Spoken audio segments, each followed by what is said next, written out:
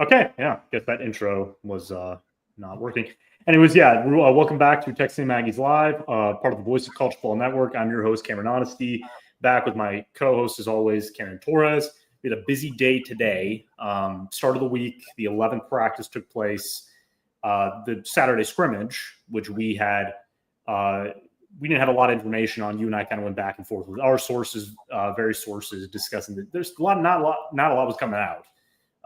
And that was the point. And that was the point. Yeah, and that's just the case every year, right? That's one of those things where I do agree when teams do that they want to keep it separate because they don't want things to leak out, specifically play calls. And it's not about, preventing the media from seeing progress from this team and telling the fan base about it, because eventually, the game is going to be here. The opening season game versus UTSA is going to be here in less than 3 weeks. So this is just their time to start to install the playbook more and get things on a more consistent route. So we're going to start with some recruiting news. The 2027 class, and obviously this is one of your boys, 2027 four-star offensive tackle, DeMarrion Johnson. As you told me pre-show, he was not expected to commit today. It was kind of one of those random occurrences where he just kind of chose today to be the day. It was probably going to be within the next couple of days, right? Yeah, I would say the commitment came out of the blue. It could have been today. There was no necessarily forewarning in our world. Maybe a couple hours ahead of time, but not much. But yeah, DeMarrion Johnson, this kid. When they say Beast Texas over at Tyler Legacy, they mean it. I mean, this kid has legitimate offensive tackle upside too, and he's a 6'7", 300-pound kid with, I believe he's received second team all district honors as a freshman over there at Tyler Legacy. He has a track and field background with sophomore reps, shot put, shooting 42. I mean, this is a absolute unit of a kid, and someone that A&M really pegged on their board as someone they needed to have in this class, especially in a class like 2027 where you have so many great standouts in the state of Texas on that offensive line. This is a kid that I think A&M fans will have a very, very fun time watching, especially as a mauler up on that front line. Yeah, and I think it's really awesome that they immediately went and got what would be their first commit, 2027 four-star quarterback, Chase Johnson's potential blindside blocker. And you have to really build, and that's the thing that Mike Elko's talked about this entire offseason, that him and Adam Cushing have the same outlook on how to build this team is from the offensive lineup. Is that, yes, you need your quarterback, you need your guy, but you need to start building the interior. You need to start building depth in that area. They obviously did that in the 2025 signing class, 76 offensive linemen. These are very versatile players that we've seen in practice that they've already been doing that. Now, granted, a guy like Trey Zoom was a Jimbo Fisher recruit, but at the same time, the news we were discussing last week that they were trying things out, moving guys around, where Trey Zoom was taking snaps at center, which he probably still is during the preseason. But that's just a way to, A, prepare these guys for the NFL, but B, understand what we have from a skill set position of, if somebody gets hurt, can we switch guys around? Do we have adequate depth? We know that one of their 2025 signees, Lamont Rogers, one of the best offensive linemen in the country, maybe the best, is another versatile guy who can play tackle, but because of his size, he can also shift inside and probably be a dominant guard, kind of like we saw with Chase Basantis, who's now the starting left guard, who started his career right tackle, started a little bit, picked it up, but at the same time, we saw, look, these type of athletes can play anywhere. I mean, and it was the same with Demetrius Crownover, sorry about that.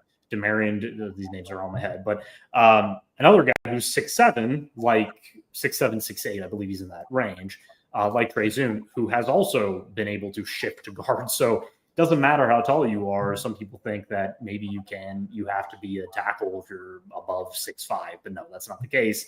With DeMarrion Johnson, watching his film, like you said, this kid is a mauler. This is one of the best run blockers. He's already tearing through defenders.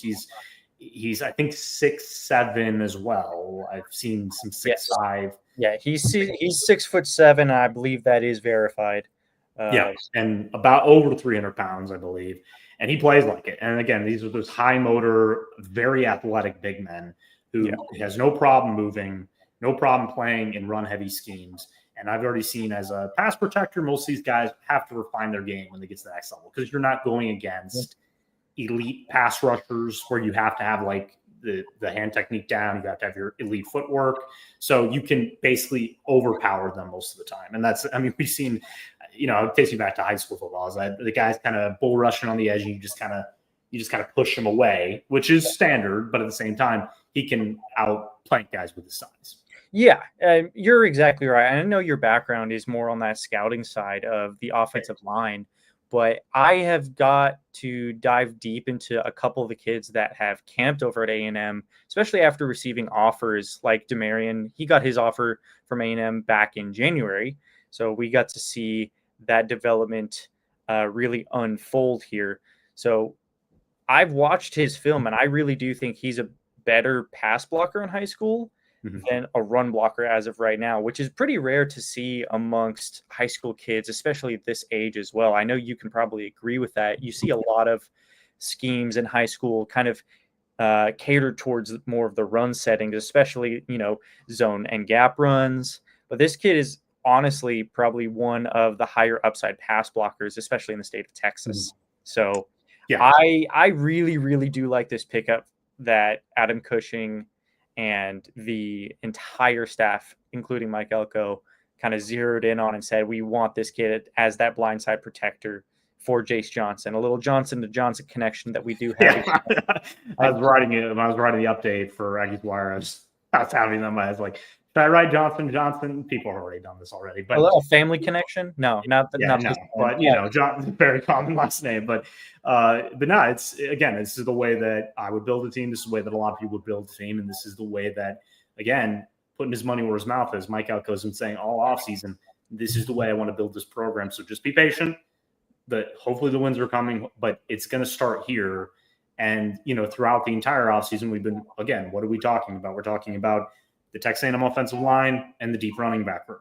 And like a high school team, and especially unless you have an elite quarterback and a passing game that you're just going to exploit the entire time, that you're going to develop elite receivers and you're going to just pass the ball like a West Coast offense and run the ball when you need to. That's different, right? A lot of those guys are, for example, like the Texas Tech type of quarterbacks, right?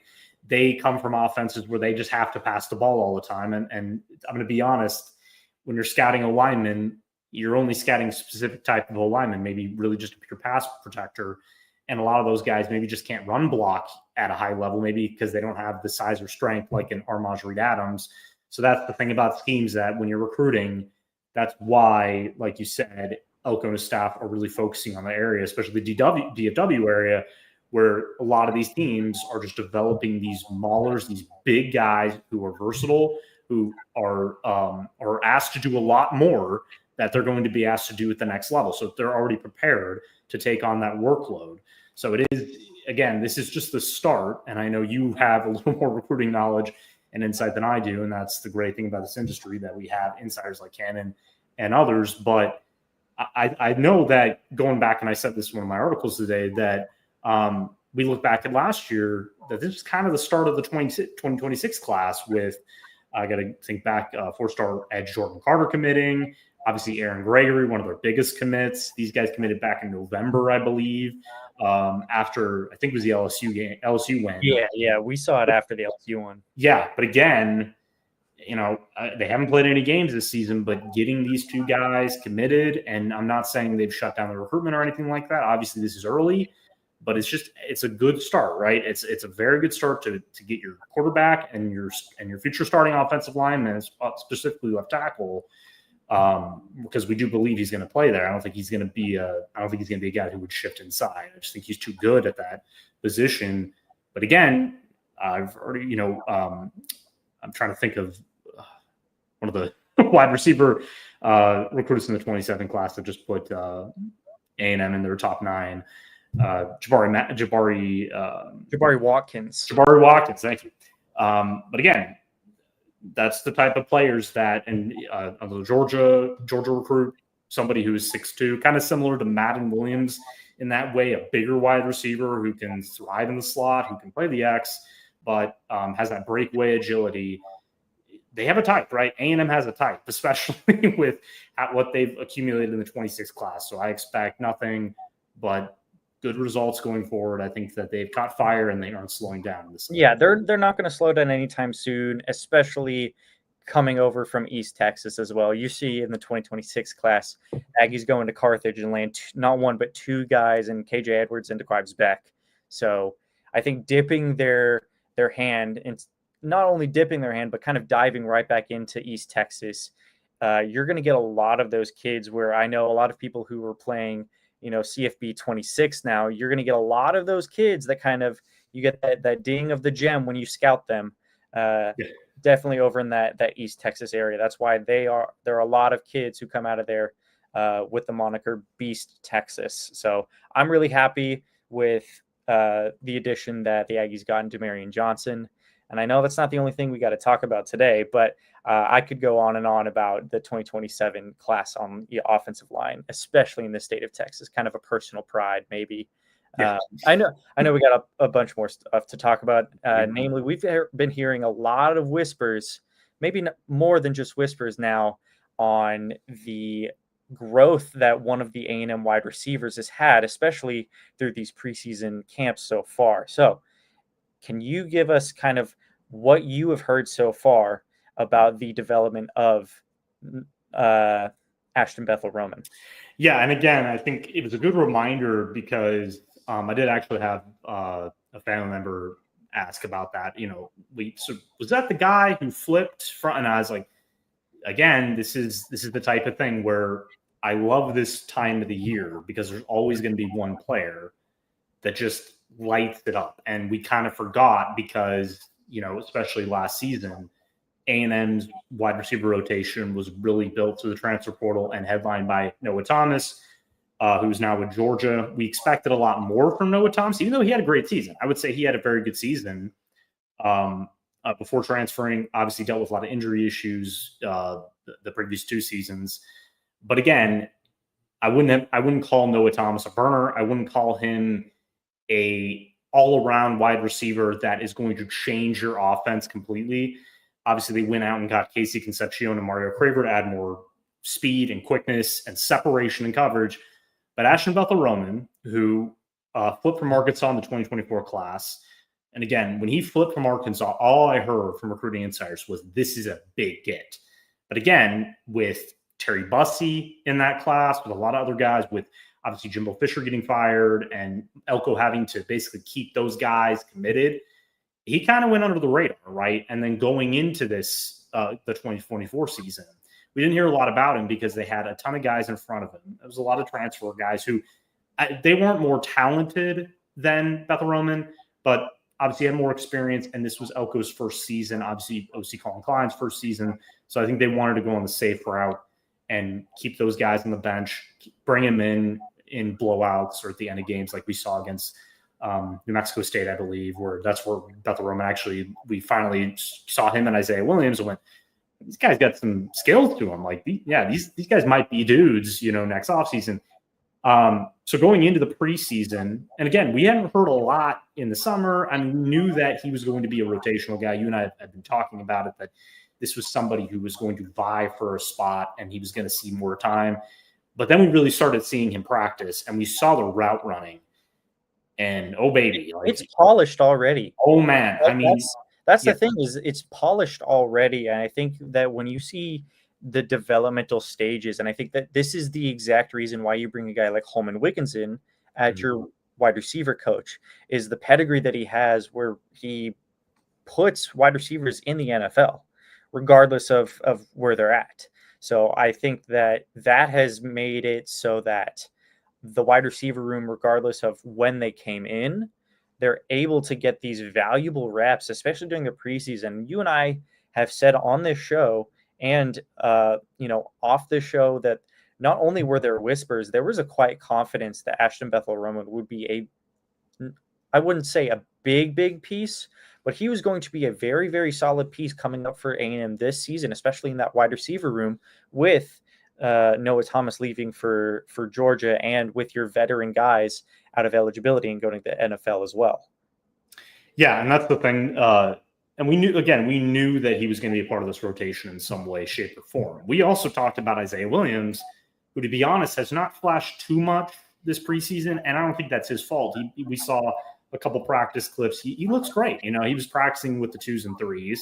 But again, I think that's just because of Bethel Roman's rise. And I think that's just with all the guys in front of Williams, it's just going to be one of those seasons where he may get in the field more, but you and I both said, and I remember it was a couple of days ago, and before, I think it was after the scrimmage, that I did hear some things like this kid is lights out. He's one of the fastest guys in the team. Remember Landon Rosso, who's on here, told us it was rumored he ran a 4.3 40, which again, that is very, very fast. And we saw a clip, thanks to Texas A&M's media team, for all of us in the media, who obviously didn't see the scrimmage, showed Marcel Reed hitting him on the deep ball, and this guy just outlasting the coverage. And again, you need these guys to not only beat their corner, but beat the safety in the third level of the field. And this is somebody who can do it. You go back and watch his high school tape at Missouri City, Texas, and this was a guy who was beating everybody against him. Okay, he was the first guy deep. He was the first guy open. And we knew that. I think Elko has known that for a while. And I think he's been keeping this guy like, okay, we're not going to use him much. We don't really need him this year. We've got these guys in front that need playing time. But next year, this is going to be one of those rising stars who could end up changing this offense for the better. And we've been talking about Terry Bussey as that guy, right? But now we're kind of looking at Terry Bussey, who got stronger this offseason, was praised today during the press conference as one of the smartest guys on the team, just talking about his intellect, his versatility. I think he's going to be used in a variety of ways. But I do think that right now, their starting offensive line, their 1, 2, and 3 guys are Casey Concepcion as a number 1, Mario Craver, who could play the X, he could play the slot. I kind of see Concepcion as a slot right now, and I could see Mario Craver as the X just because he's more of a burner. Mm-hmm. And right now, and Bethel Roman playing that Z, or he could play that X just because of the size and the speed. So they have a bevy of options, but I mean, I've heard nothing but just excitement for this game. Yeah, there's been some excitement. I think that's why we have these shows in August, is that we are able to get this garnering of excitement, especially for the fans. And it's really, really fun that Ashton Bethel Roman is the one that we're able to talk about this time around. I mean, last year, who we were talking about, it was really more of a downer last year because we were having to talk about, the injuries of Tyreek Chappelle, the injuries of Ruben Owens, but we're able to go into these preseason camps and practices saying, hey, we've heard the coaches say that they love what they're seeing from Ashton Bethel Roman. They love what they're seeing with Le'Veon Moss returning from his injury all this preseason as well. So I think that now that they're going into this year, we're able to see Ashton Bethel Roman and Terry Bussey. At least my prediction is that they're going to split reps 50-50. I think it's going to probably be an even split down the middle. Mm-hmm. Does that kind of make sense in your mind as well, that we're probably going to see them both kind of in that Z spot, maybe get 50-50 reps depending on the scheme? Yeah, and I think specifically, I was actually talking to one of my writers who was doing kind of a preview with the wide receiver when we were kind of going back and forth, and that's where I really had to think about it, right? Because it is, fans have their own opinion of who they think should start. And they're not football coaches. I'm not saying we're football coaches either, but, we get paid for this kind of stuff. But I'm just going to say that I've seen what Concepcion can do in the middle of an offense, right? I know what his ability after the catch. I know how slippery he is in the middle, having outlasting a linebacker and really just matchups, right? He's also I think he's the active leader in touchdown receptions right now with 16. So this is somebody who you want to put at the most favorable spot in your wide receiver rotation, which I think is the slot based on how Klein runs his offense. But again, the X position, college and NFL is a little different there, right? It's like sometimes an NFL offense is kind of like the Dallas Cowboys with George Pickens. Sorry about that, brain fart. They're going to use him more as a as a jump ball type of X, right? Kind of like Des Bryant was for their offense. And that frees up CeeDee Lamb. That's somebody who were last season, outside of Dak's injuries, CeeDee Lamb just was the number one guy. He had to line up everywhere. Now you can line him up specifically at one spot, most likely in the slot. He's going to thrive there because George Pickens is going to take coverage away because he's always going to usually beat his guy. He's going to be open, or he's at least going to just muscle his way down the boundary. Now, is that going to be a Mario Craver type of guy to do that? Or like you said, like a Ashton Bethel-Roman maybe? Now, Bethel-Roman's not the biggest. He doesn't look like the strongest guy. He's a little thinner, right? I think he's more of a burner. We've seen Craver in coverage, and he can hold his own. There's that video of him going against Tyreek Chappelle. Like, he can muscle his way through coverage and make a catch. So maybe he is going to be that guy, which is just going to free up Concepcion to just eat inside. And Bethel-Roman being that Z who can run those go routes and beat his man just based on pure speed. And it's going to give Marcel Reed more options, right? He's going to have – think of it this way. Last season, he only had maybe one guy who could separate consistently. Maybe, right? Maybe. Now I think he has three, right? That's the big – two or three, right? That can let's say three plus. 3+ right now, right? We don't know what Terry Bussey is going to look like specifically. I just don't know because he's still young and he is transitioning full-time to wide receiver for the first time. So I think we should temper the expectations a little bit. I don't judging him off of practice tape and the fact that he's not as quick as some of the other guys.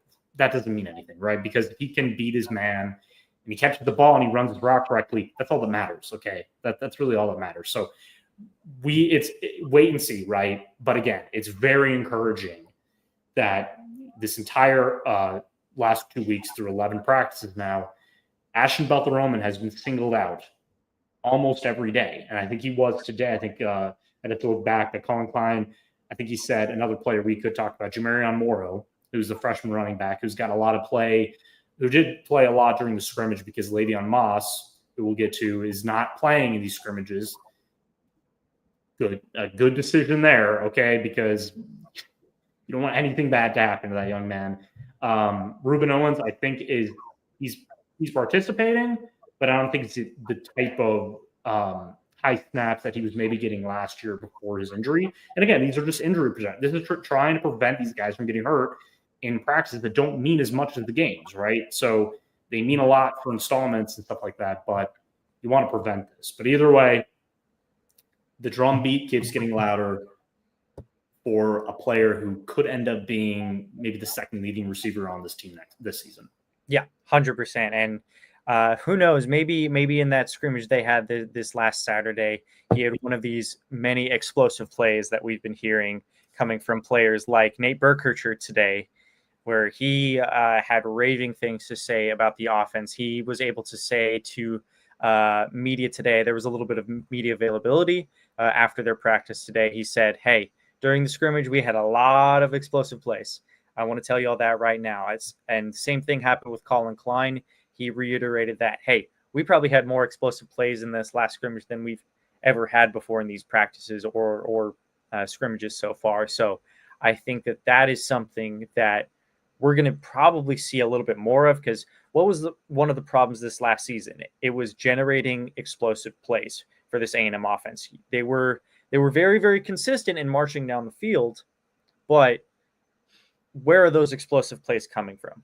We saw one in the Florida game where Marcel Reed was able to hit, who am I forgetting? Wide receiver up on the seam left side. Oh, Cyrus Allen. Yeah. Cyrus Allen for that 50-plus yard touchdown. And really after that, you're seeing a lot of the other explosive plays are coming from up the middle, maybe with Le'Veon Moss, 50-yard burner against Missouri, kind of putting icing on the cake in that second half. But if you are looking at this next season, you are wanting more generation of explosive plays coming from this offense. And I think that's why it's been tailored to Marcel Reed this year. He's had a full year as the starter to get used to exactly what Colin Klein is preparing for him. He's brought in guys like Nate Burkhardt from Nebraska. He's brought in guys like Texas tight end. Oh, Mar Nabok, Michael Riley. Yep. He's brought in these guys who are willing pass catchers, especially Amari Niblack. I know that he's been turning heads, especially in the receiving game. I would expect Nate Burkhardt to be the starter as of right now with Theo Millen-Orstrom. Mm-hmm. I've heard those two are kind of the end-all be-all when it comes to veteran senior guys when they're on the field. They've been kind of the most consistent pass catchers on that tight end spot. But from your point of view, how does this A&M offense generate more explosive plays?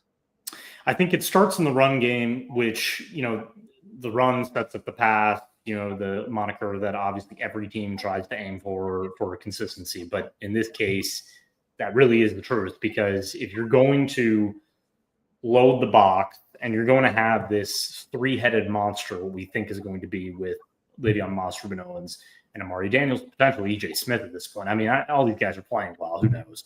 And Jamarion Morrow, who's playing a lot more now because of just his versatility and his quickness. But if the offensive line lives up to expectations, this run game is going to be the best in the SEC. And I will say that definitively, the best in the SEC.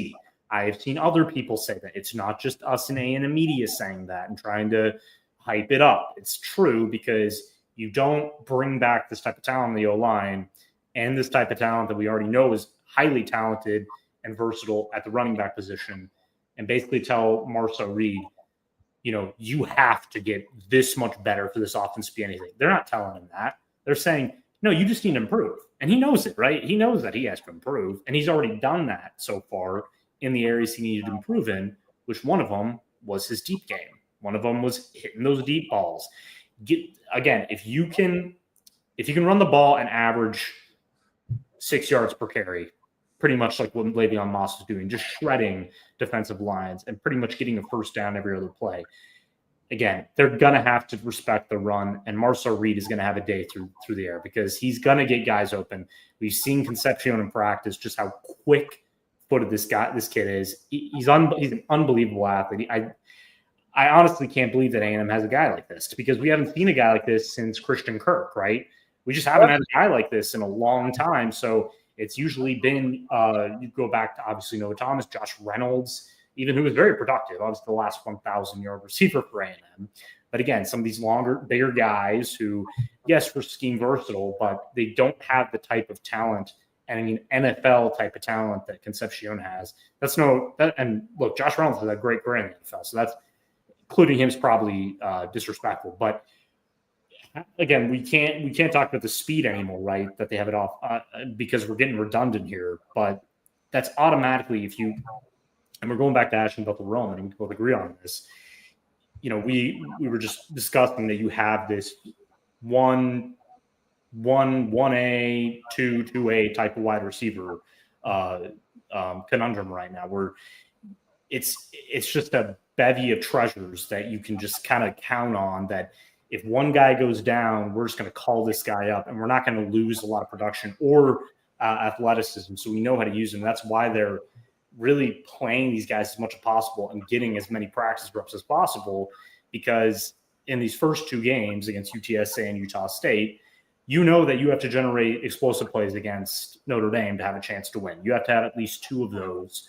Especially if it's a tie game and the defense is really wearing down on A&M's O-line, you have to hit those long passes. You have to get those chunk yards, and that's going to take, obviously, poison in the pocket from Marcel Reed, but it's going to take confidence early in the season. So really, to answer this question without, again, going on a diatribe, these first 2 weeks are extremely important, is that you not only have a balanced offense, but you take chances through the air. Like, you get Marcel Reed comfortable to take those deep passes, to get Ashton Butler-Roman and Mario Craver in those situations where he's going one-on-one with their guys down the middle of the defense or on the boundary, and just get him some practice there, get him some confidence. Because if that happens and they develop a rapport, those are going to come, because they're gonna be open, right? They're gonna have opportunities that they didn't have last season, because the entire year we talked about this offense, and the one thing that was consistent was these guys can't separate.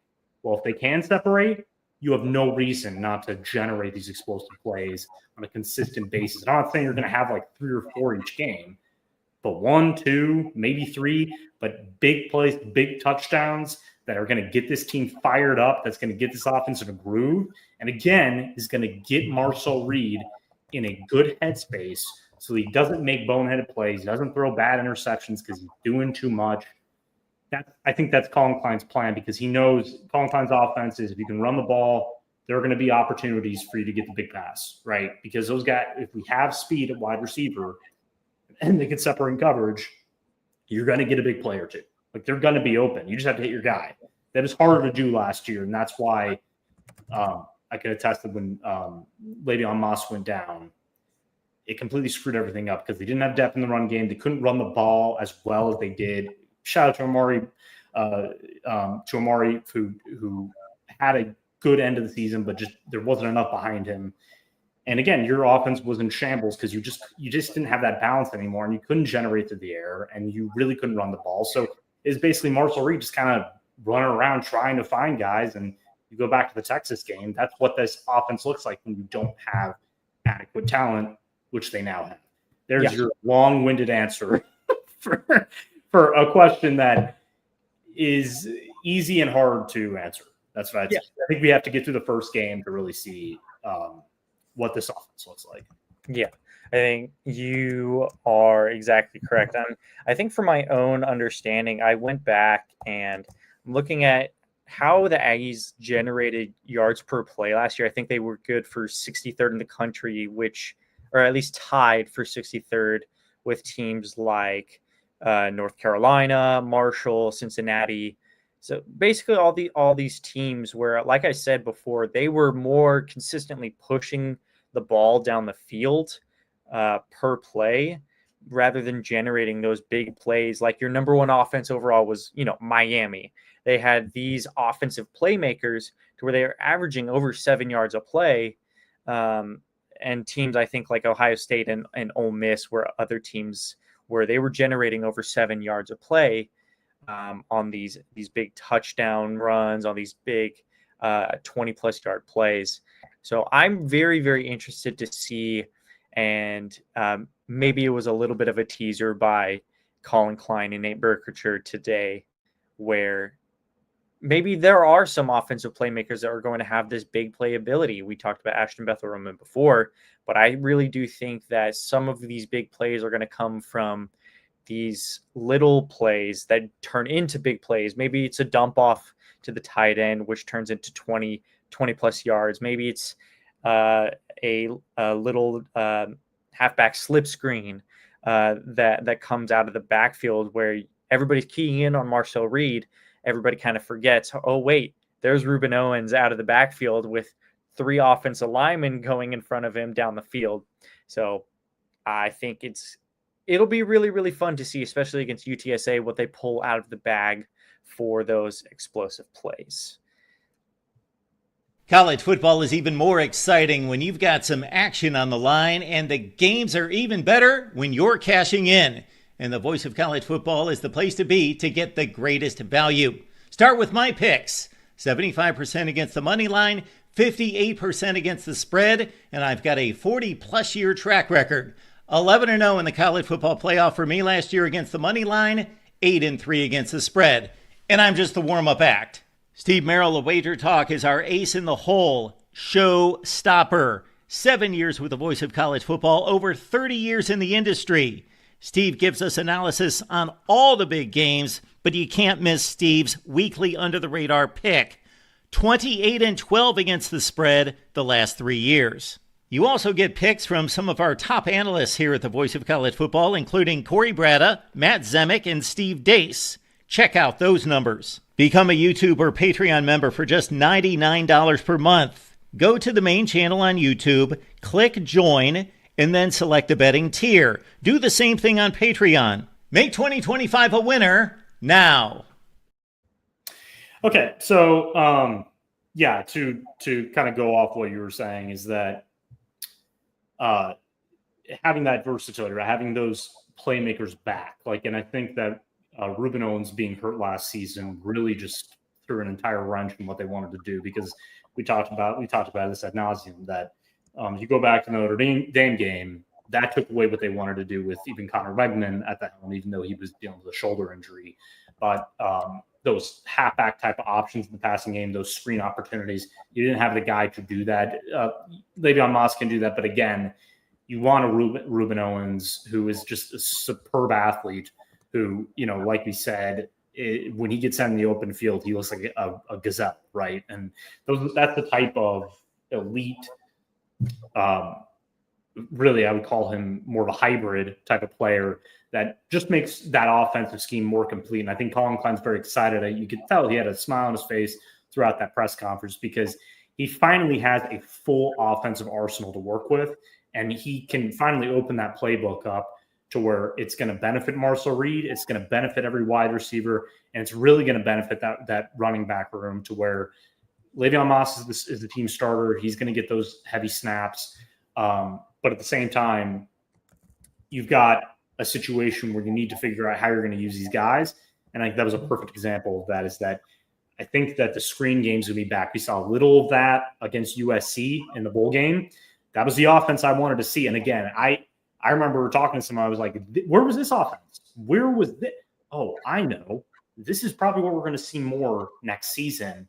And especially, this was before they got Casey Concepcion and Mario Craver. So now knowing these guys are in there, now knowing the rise of Ashton Butler-Roman, now knowing Terry Bussey's going into year 2, this guy's the limit for the play calling. And I think that's just, again, it's all about Marcel Reed's headspace, which we've already seen throughout the offseason. He's a very confident young man. He's always got a smile on his face. The locker room loves him. He's not, and give it to Robert Behrens, who's been on the show, obviously, of Good Bull Hunting, one of the best X-follows you can have. I don't care if you're an A&M fan or not, but he basically said the hot take, knock on wood, was that Marcel Reed's going to stay healthy the entire year based on, obviously, A&M's quarterback. Bold words coming from Robert. I know, right? It's like, I'm here. Yeah. So if that happens and he does improve, you can't tell me A&M's down a 9 or 10 win team. That's all I'm saying. Yeah, 100%. Okay, so we can not a lot to take away from the presser today. Obviously, we already talked about really Colin Klein's notes. Tyler Odienum, one of the new defensive linemen, obviously an Iowa State transfer. I've been praising him. I've heard a lot from the staff saying this guy could be a game wrecker at this point because, and I was just talking to my dad about this because we were kind of talking about how he's going to fit the other day. And I said, well, the interesting thing is that Iowa State, he's playing this 3-5-5 defense, right? So really when you're a defensive lineman and a defensive end in that scheme, it's basically 2 defensive ends and a nose tackle. So all you're doing is filling up space, essentially. If you can get to the quarterback, wow, because they're going against 2 guys, 2 linemen. So and that's gotten him to this point of he's one of the strongest players. He's one of the toughest players. And now he's going to be in a scheme where he's going to go one-on-one with guys, and God help whoever has to go against him, especially a guard, because I think this guy is just going to bully his way into the backfield most of the season, and that's going to help everybody else on the defensive line. Yeah, definitely going to help them bolster that line because they were losing, 3 big NFL draft picks in Nick Skirton, Shamar Stewart, and Shamar Turner up on that line. So really that interior presence is what I was looking at all offseason, preseason. We'll say there is no offseason in my mind sometimes. I follow Josh Pate when it comes to that. I don't believe there is an offseason. Yeah, him in the cornfield, yeah. Oh, yeah. Definitely another one of those follows that if you're not already following, you better be following now. My big question over the entire way of this preseason was, where are the Aggies going to be able to bolster their line? And we saw some people saying when the transfer portal opened, okay, maybe it is a guy like maybe David Gusta, who the Aggies were known to be in for a little bit. Mm-hmm. Maybe it was Tyler Onyedem because of his connection with the state of Texas. Mm-hmm. So when it was announced that Onyedem would be coming to A&M, I thought, okay, maybe this is one where I really do think that if they get all of their ducks in a row, this is a guy where you are able to confidently say, hey, I don't think they're going to be making many plays up that middle because of someone like this, especially with now development coming from DJ Hicks, which I've heard very good things about. Yes, which is good to hear. That's great to hear. So far. But you also have your veteran guy in Albert Regis, who I have heard nothing but great things about so far. He gets exactly what Mike Elko is going to be doing for this team. He gets exactly what the defensive coordinator, Jay Bateman, is wanting up that in that interior defensive line. So I could not be happier with the intel that I'm getting out of these preseason practices so far, with at least those three up in the middle. Yeah, and that's the thing. I'm hopeful that this results in better run defense, because I think that if this team can shut down the run, I mean, we're going to have a Notre Dame preview show next week, so stay tuned for that. But having to go against a Jeremiah Love, for example, because of his running style, the fact that he's faced some of this defensive line last year, but again, that's probably a good thing because he was facing three guys who are now in the NFL who had, and I'm going to be honest here, like a couple of them didn't really show up at the end of the year the way we thought they would. So it's not like they are losing a lot of talent. Now, don't get me wrong, because we could talk all day to Shamar Stewart, who is tearing it up in Bengals camp right now, and Nick Scorton, who's having a hell of a preseason right now. So these, again, very talented. Nothing to say about those guys negatively, but hearing the praise about Albert Regis, obviously DJ Hicks, who, again, this is a critical season for him. I remember when Carter Carroll's of Giving 24/7 was on the show a couple months ago. We had discussed that, talking about who really enters this season on a you gotta improve type of level. Like, you have to have a good season to either keep playing for this program, or this is a player that we could see the transfer portal or just leaving. He's one of them, because this is one of the premier recruits that ever committed to this program. He has all the potential in the world. He was playing behind a lot of guys for his first two seasons. He did start last season, but again, it was still kind of a learning curve for him. He was in a new defense. But right now, all I'm hearing is brute strength. Someone who's improved as a pass rusher is a scary human being to go against, especially when you're running the ball. He's taken that challenge. He's been working with Tommy Moffitt and his strength and conditioning coach all offseason. I've seen the lifting videos. Holy crap. Like, you do not want to go against this guy, because that talent and that production is finally going to marry, and you're going to see 5-star type of play. Albert Regis, who again is just a wily veteran, had I think 9 pass deflections. I think he was second on the team to Will Lee, star cornerback, which is either 7 or 8 or 9, I forget. But again, just reliable, right? Lunch pail type of play, right? He is going to bite your head off. It doesn't matter how you stack him up against a DJ Hicks and say, well, he wasn't as high of a recruit as he was. Well, it doesn't matter, because Albert just knows what the hell he's doing. He knows how to play in this system. Mike Elko loves the guy, and he's already taken on that other leadership role for the defense with, obviously, linebacker Torrin York and Will Lee and others. But if this defensive line can stop the run, get some pass rush up front, and I think ODM is going to be the leader in that. If DJ Hicks can get pressure, if he can get in the backfield, oh baby, okay, because you got Cassius out on the outside, you got Ryan Kennedy, who we haven't talked a lot about, who's has shined during the preseason. You've got TJ Searcy, you've got Dayon Hayes, Samuel Mpemba, another guy who's just a freaky athlete. This is the thing that Elko wanted, right?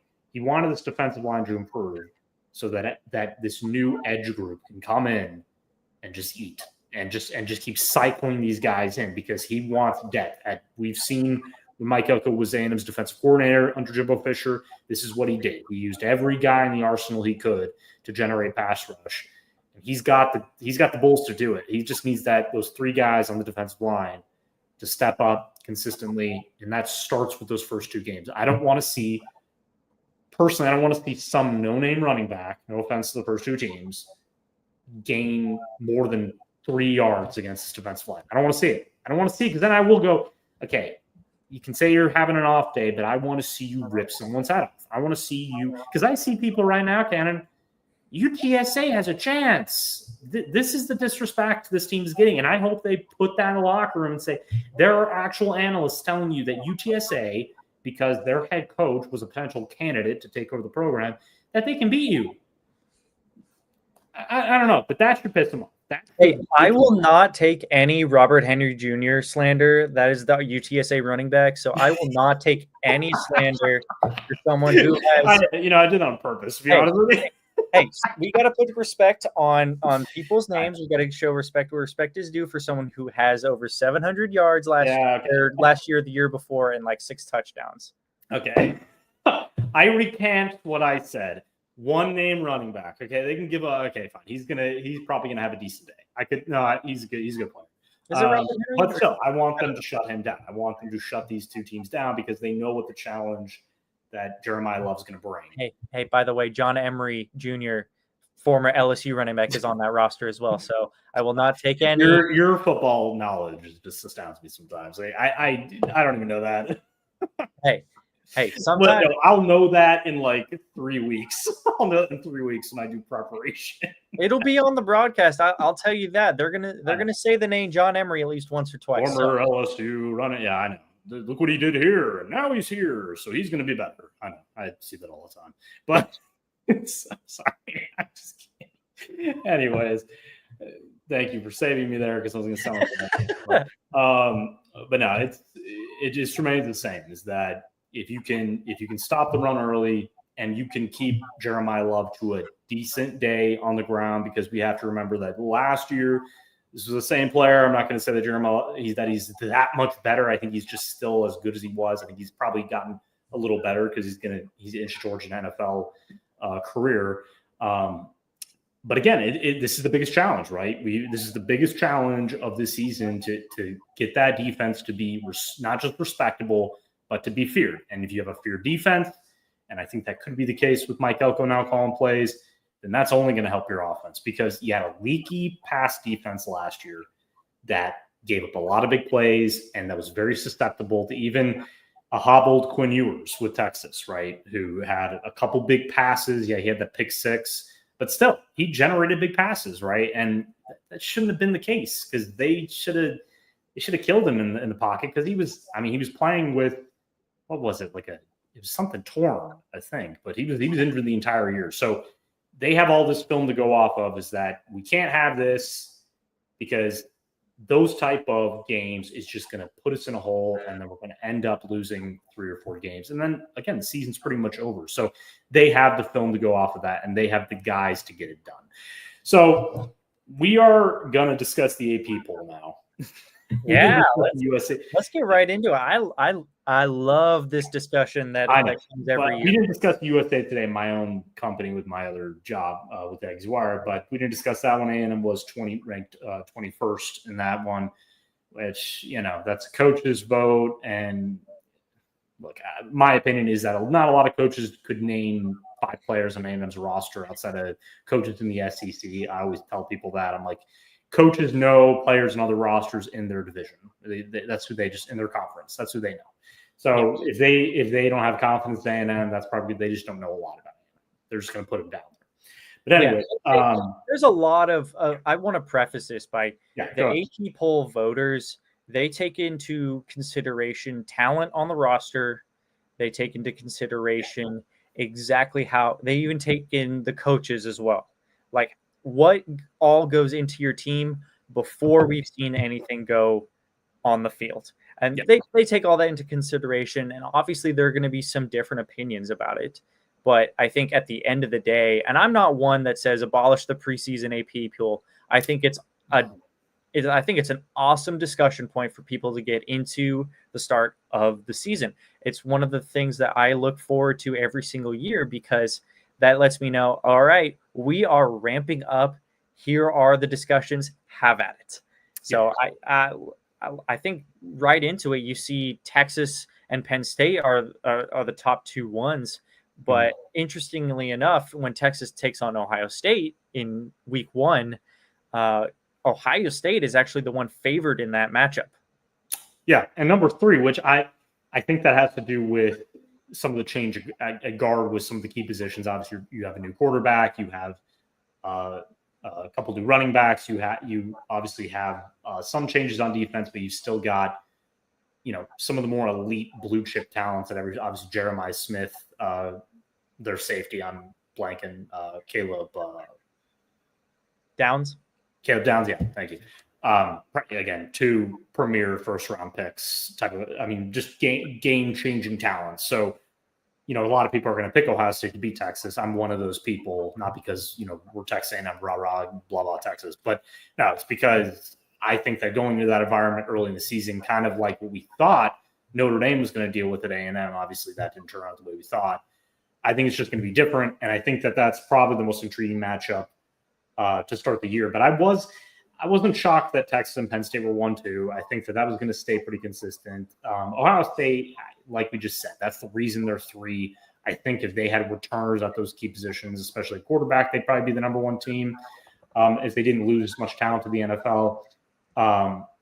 Clemson being number 4 is I think Clemson is going to be very good. Obviously, they have one of the best quarterbacks in the country. But then you kind of go through the rest of it. You got Georgia at 5, Notre Dame at 6, Oregon at 7, Alabama at 8. Another team that's kind of entering under the radar. I see a lot of people thinking they're going to finish 11-1 this season. So, an 8 ranking based on a relatively very talented roster. Again, new quarterback. Maybe that's the whole deal. And then really the rest I agree with. You got LSU at 9, Miami at 10. Arizona State, Illinois, South Carolina at 13, which is, again, that's a little bit too much hype for me. I think Lenore Sellers is a fantastic quarterback. I think he's going to be one of the more feared Sickle callers just based on his size. He's become a better passer. They've got Dylan Stewart at defensive end. Look, man, some of this is projection. Exactly. And I think that, like you said, they're based on talent. So, can you see maybe let's see, what's one of the first games that South Carolina takes on in the SEC? I think it's is it Missouri? I think it's Missouri, yeah. Can you think Missouri's, their schedule is very favorable going up until that point. Can you think that going into that game, that could be a ranked game that people are going to want to watch because of Lenore Sellers? I mean, that's the projection that people have for these AP things. And I think, go ahead. No, I think that some of the AP voters actually got exactly right, which I think is really, really weird to see compared to years past where you've had complete what's a better word? Complete. No, it's hype, right? It's kind of hot take type of rankings. I always say that because there are always these helmet scouting is another term that a lot of people use, and we've had that in years past. But that's what I was going to get to, is that I do agree with South Carolina because they do return a lot of key talent at very important positions. But then you go down the list, Michigan, new quarterback there, obviously a freshman 5-star, Florida at 15. I mean, I'm a little okay, DJ Lagway hype. I get that. He's got a pretty good returning unit. He's got probably, I would say, A&M's offensive line and Florida's offensive line are the 2 best in the country, obviously led by Jake Slaughter. And then, you go down and Kansas State at 17, Oklahoma at 18, obviously A&M at 19. I think that's a very fair ranking. I would put A&M personally, I've seen as high in Greg McElroy's ranking at 13. I would say probably 15 to 21 is probably a fair ranking. I think based on how much you've studied A&M. Yeah. I think 19 is exactly on point for where I think it is. The Aggies are, especially preseason. And the way they finished. 1-4 last season doesn't garner you a high ranking. It doesn't inspire a lot of confidence going into the season. But then again, every single team, everybody tries to say, oh, we're going to work off of last season. Fact of the matter is, each of these teams' head coaches know this is a new season. We're going to have to start strong in order to finish strong. So one of my big takeaways from this AP poll is I only see one non-P4 team on this, and they're right at the end. I'm not counting Notre Dame as one of the non-P4 because of nobody is. But right at the end is Boise State at 25, and I think that you see all of these other P4 teams in the top 25. And I think back to how these college football committees are going to have to decide the playoff at the end of the year, which is a whole nother discussion we've had all of this preseason, is how is the committee going to decide these? Well, you can see the AP voters already are predicting all of these P4 teams are going to be in the running for these conference championships. I mean, you have teams like BYU and Utah up in the Big 12 receiving major votes to be one of those last teams in at like either 25 or 24. But I don't know. 3 teams last year outside of the top 25 preseason ranks made the college football playoff. I believe that's SMU, Indiana, and Boise State, right? I think it was Boise State, yeah. And I mean, yes. to piggyback off of that, Boise State being 25th is mainly because they made the playoff last year. I think that's just what it is. I think it's respect. I think it's saying you made it, you have a decent roster, you're good enough. I think that like Missouri receiving vote, Baylor receiving votes, Utah receiving votes, USC receiving votes, that's more of, we think you have a good team, but we're going to wait till like the first 2 to 3 weeks, and then we'll decide if you have a good team, right? Because Missouri is a weird team right now to, like you said, I could see them maybe upsetting South Carolina. Who knows at this point? Because I think they're good enough. I just don't think that they were going to be included because they lost a lot of key stars on their roster last season. They're really revamped. They're led. Can never remember his name. Their star running back. But it's one of those situations where the SEC is loaded from top to bottom. Even Vanderbilt is always going to have a decent team now. Obviously, that is not a team that's going to win the championship, but at the same time, they're confident they can come in your house and upset you. So really, I think these rankings for the SEC are very fair. I think that Ole Miss at 21, Texas Tech at 23. I'm glad they didn't overhype Texas Tech because of what's going on this offseason and what they got from the transfer portal, because I would warn them that you saw with other teams that the transfer portal doesn't always magically make you one of the best teams. So Iowa State at 22, I still think is one of the best teams in the Big 12. I think they're a little better than Texas Tech right now. So I think that was accurate. So I agree with you. I think they did a good job. I don't think there was a lot to be upset about. I saw a lot of people saying this is the worst thing I've ever seen. Well, again, that maybe you helmet scouting and thinking that these teams belong in the top 10, and some of these teams, I saw people not even put A&M on their rankings. I saw one writer say that A&M is the 3rd most overrated team in the ranking. How do we know that yet? Like, I don't understand that. We haven't seen them play a game yet. So how are they overrated? I believe that ranking was in previous AP polls. I think top 25 most overrated teams. Oh, okay, sure. Okay, sure, yeah. Okay, maybe that good context there. That's probably true. And yeah, maybe A&M is because they always start high and they haven't finished inside. Yeah, but I think if you were to look at this AP poll, what's one of the teams that you think could have been rated higher and you wouldn't have batted an eye? Which is these ones where you'd be like, well, maybe I really do think they could have been rated higher. If you look at the entire thing, if you had to pick out one. Honestly,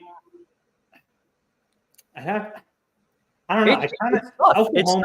Oklahoma is a team I'm getting a little higher on each day outside of the stupid Venmo thing with John Mateer, which I don't even want to talk about. But that is the team that I think they're a little sneaky talented at wide receiver. They've got obviously a quarterback that was fantastic last year during his final season in Washington State. They've got a very good defensive line. Probably one of the best in the SEC, I think, going into the season. So I think Oklahoma's being slept on, especially from Texas fans who are putting more hate on Oklahoma than A&M right now, which is a little interesting. I always find that interesting. But no, I would say Oklahoma. I think Michigan is too high. I really don't think that this team is really ready to be I see them being like an 8-4 team, to be honest with you. But another one is I would say Alabama deserves to be a little higher. I think that's what I was looking at. I think Alabama has one of the most complete rosters in all of college football this upcoming season. And I think 8 may be a little low for them. Yeah, 8. And I guess you could say LSU, but losing bookend starters on your offensive line could hurt them. I know that obviously getting Barry Brown, getting they have the number one transfer class for a reason. They do, yeah. And so I think Alabama and LSU are being slept on a bit. But again, I would say Oklahoma.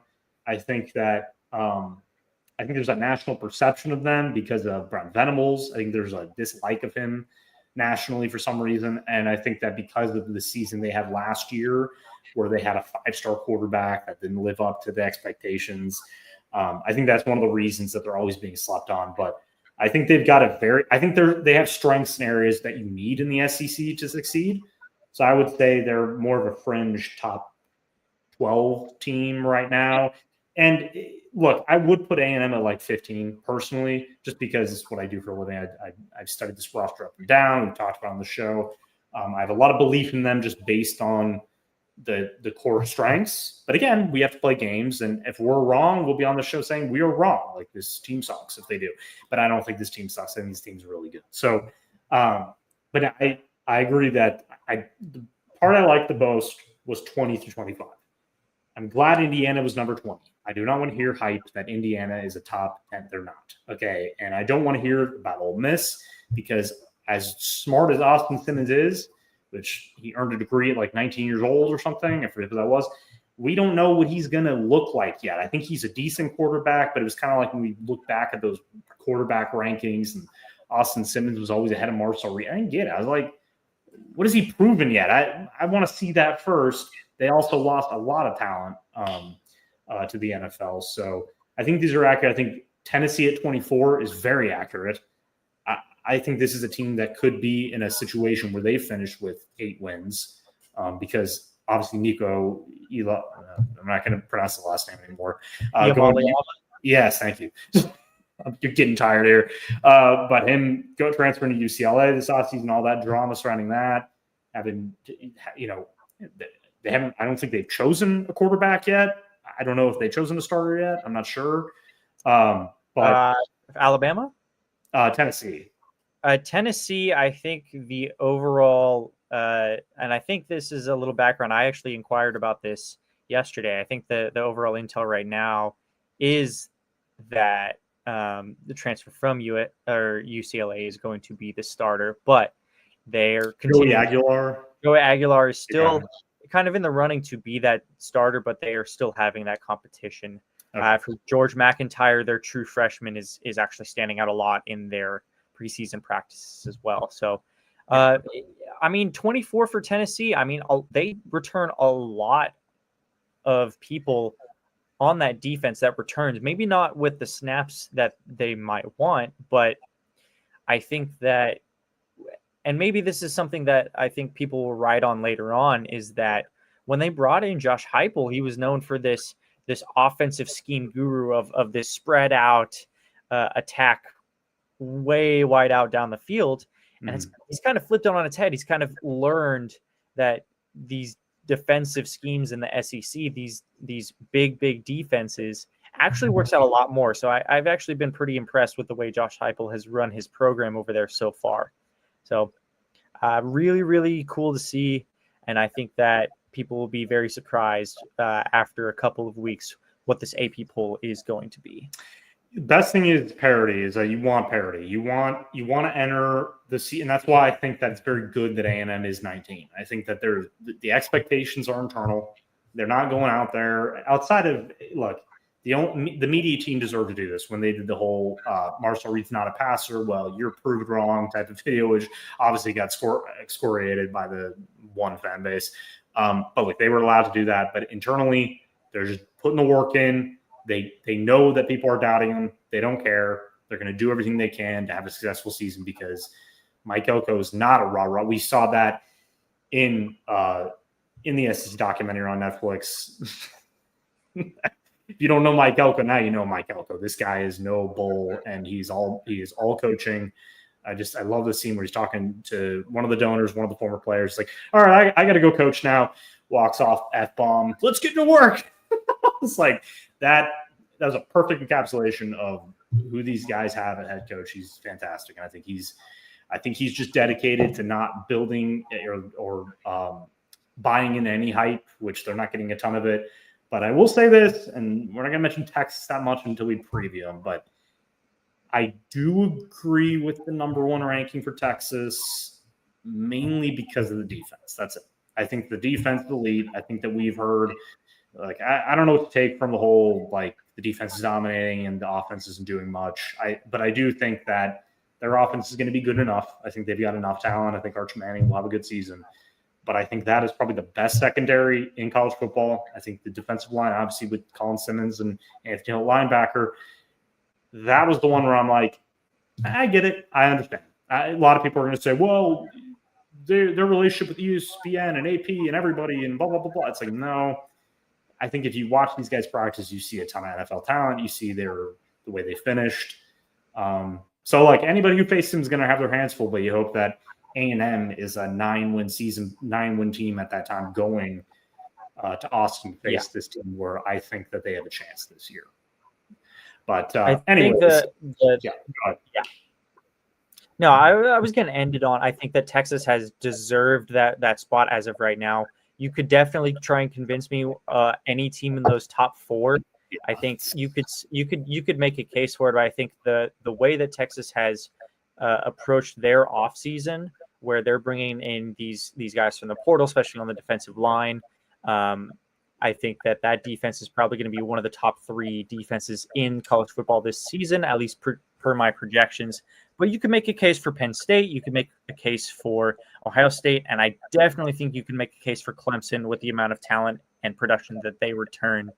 I would probably put, personally, a 1A and 1B of Clemson and Texas as, if I were to put it myself, those two teams would probably be my number one jointly. So I think that's a good way to end the show off tonight. Well, do you want to mention one basketball update? Because I think that let's do it. Go ahead. Yeah, we heard today that we've been able to confirm today that the NCAA has approved a waiver for Spanish guard Ruben Dominguez to play for Texas A&M this upcoming season. It should be as well be approved for the season after. He should get about 2 years, I believe, is the rule for some international players. Now, Ruben's a 22-year-old kid who has had extensive pro seasons already, playing with Bilbao basketball over in, I believe, Real Madrid, if I'm not mistaken, over in the Spanish league. So